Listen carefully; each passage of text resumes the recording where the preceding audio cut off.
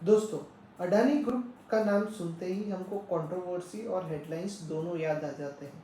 लेकिन क्या आप जानते हो कि अडानी एंटरप्राइज जो इस ग्रुप की फ्लैगशिप कंपनी है, उसने कैसे 30 सालों में कैसे नए बिजनेसेस को इंक्यूबेट किए हैं और उन्हें अलग लिस्टेड जायंट्स में बदला है।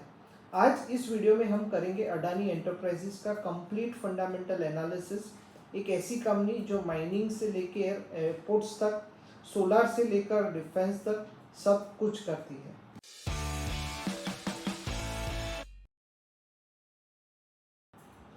मैं हूं रौनक गोयल और आप देख रहे हैं हमारा brand new series Nifty 50 fundamental analysis, जिसमें हम हर हफ्ते एक निफ्टी 50 की कंपनी का पूरा फंडामेंटल एनालिसिस करेंगे।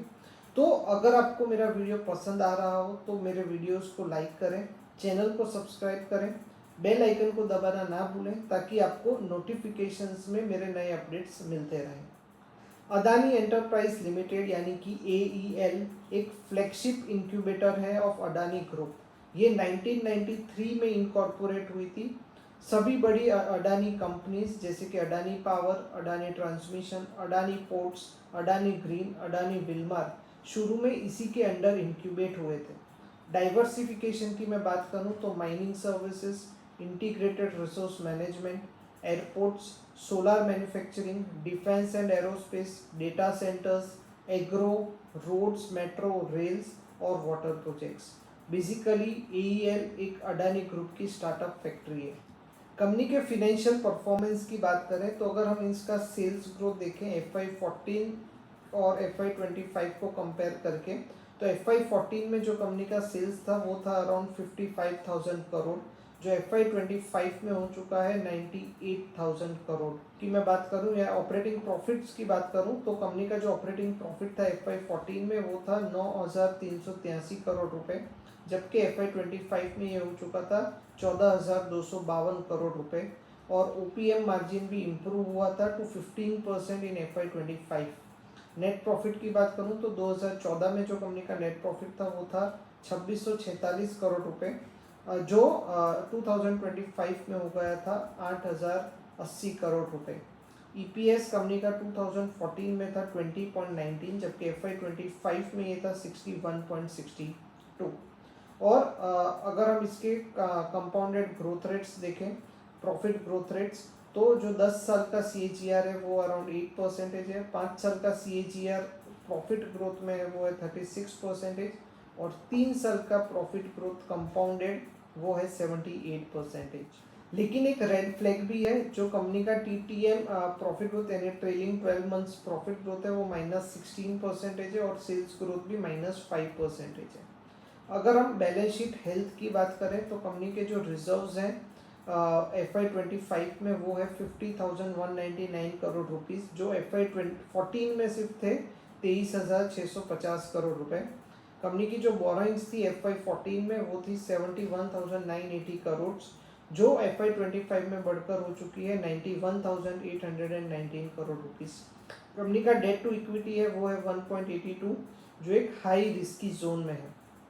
कंपनी का एक्सपेंशन हाई डेट पे फ्यूल्ड है। Airports, solar, Adani new industries और डेटा सेंटर्स जैसे कैपेक्स हैवी प्रोजेक्ट्स के लिए बोरोइंग्स काफ़ी ज़्यादा है। की रेशियोज की बात करें तो कंपनी का जो मार्केट कैप है वो है around 2,62,000 crore. P ratio company का है 73.2 का, इंडस्ट्री के बराबर है लेकिन बहुत ही प्रीमियम वैल्यूएशन है। ROE है 9.8%, ROC 9.4%, मॉडरेट है, बहुत ज़्यादा हाई नहीं है। प्रमोटर होल्डिंग 74% यानी स्ट्रॉन्ग कॉन्फिडेंस है, और प्लेज सिर्फ 0.9%। डिविडेंड यील्ड 0.06% यानी नेग्लिजिबल है। ये ग्रोथ स्टॉक है, इनकम स्टॉक नहीं है। ग्रोथ एंड स्टॉक परफॉर्मेंस की बात करें तो कंपनी का जो स्टॉक प्राइस CAGR है लास्ट 10 साल का वो है 46%, 5 साल का 51%, 3 साल का है -10% और 1 साल का है -26%। मतलब पिछले 5 से 10 साल में शेयर होल्डर्स ने मल्टी बैगर रिटर्न्स देखे हैं, लेकिन रिसेंट ईयर्स में अंडर परफॉर्मेंस। अब हम रिसेंट डेवलपमेंट्स की बात करें तो 2023 में चेन्नई डेटा सेंटर जो इन्होंने एक्वायर किया था और अडानी वन नाम से लॉन्च किया है, 2024 में India's largest 5.2 megawatt turbine copper unit और 2 गीगावाट वाटर प्लांट इंस्टॉल किया है। 2025 में इन्होंने एक्सपांड किया इनका विंड मैन्युफैक्चरिंग 2.25 गीगावाट्स तक का, और $500 मिलियन रेज किए हैं QIP के थ्रू, और 800 करोड़ थ्रू NCDs।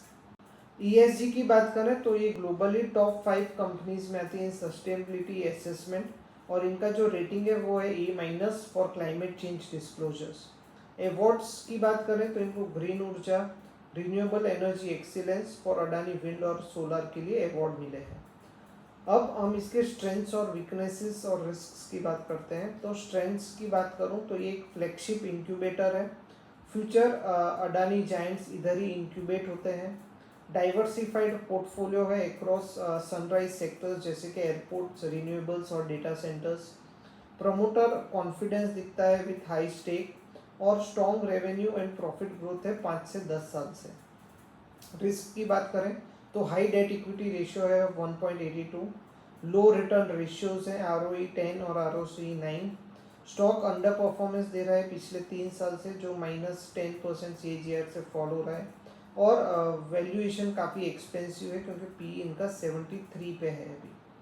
तो दोस्तों, अडानी एंटरप्राइज एक ऐसी कंपनी है जो नए बिजनेसेस को जन्म देती है, उन्हें ग्रो करती है और फिर उन्हें अलग कर देती है। अगर आप लॉन्ग टर्म इन्वेस्टर हो तो ये एक इंक्यूबेशन बेट है, लेकिन हाई डेट और प्रीमियम वैल्यूएशन को ध्यान में रखना बहुत ही ज़रूरी है। आपको क्या लगता है, क्या अडानी एंटरप्राइज अगले 10 साल का मल्टीबैगर बनेगा या डेट के बोझ से झुक जाएगा? कमेंट्स में ज़रूर बताना। और अगर आपको ये वीडियो पसंद आया हो तो लाइक करें, सब्सक्राइब करें, बेल आइकन को प्रेस करें, और मेरे वीडियोस देखते रहें। हम हर हफ्ते ऐसे ही निफ्टी 50 की दूसरी कंपनीज के बारे में भी फंडामेंटल एनालिसिस आपके लिए लेके आएंगे। तब तक हैप्पी इन्वेस्टिंग, और याद रखें, सपने देखें क्योंकि सपने ज़रूर पूरे होते हैं। Thank you.